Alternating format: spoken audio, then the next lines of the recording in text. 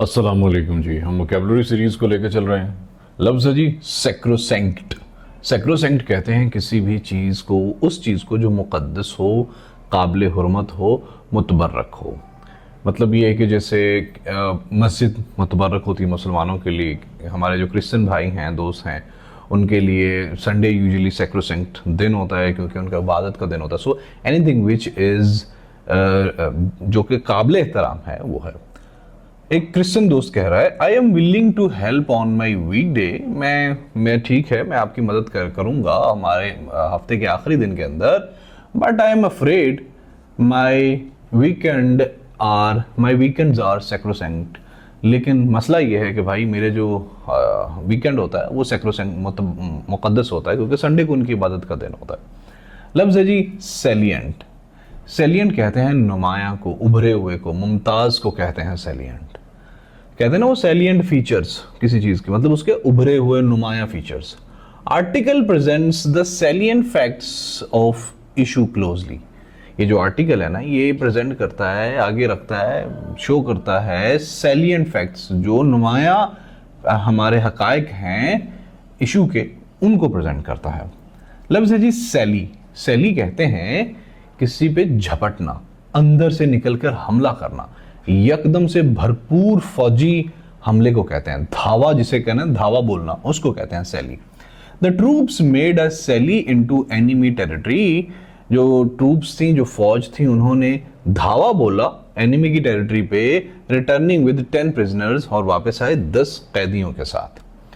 लफ्ज़ है जी retroactive. Retroactive कहते हैं किसी खास वक्त से जो मुअस्सर होना ना, मतलब the shop is retroactive since 2010।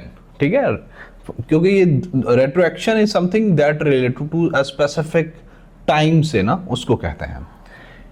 Your पे इज रेट्रोएक्टिव। तुम्हारी तनख्वाह का आगाज हुआ है टू द बिगिनिंग, उसका आगाज हुआ है ऑफ लास्ट ईयर। तुम्हारी तनख्वाह जो है ना, उसको, उसका संगे बुनियाद रखा गया है, या उस वक्त से मुतासर है, उस खास वक्त से मुताल्लिक है। ये कब से? लास्ट ईयर से मुताल्लिक है तुम्हारी तनख्वाह।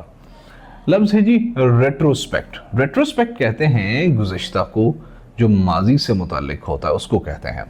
I was quite Joyce.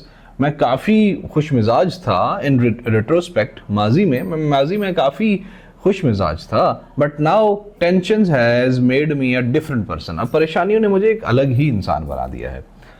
लफ्ज़ है जी रेट्रोस्पेक्टिव। ये रेट्रोस्पेक्ट से ही निकला है, पीछे की जानब देखते हुए।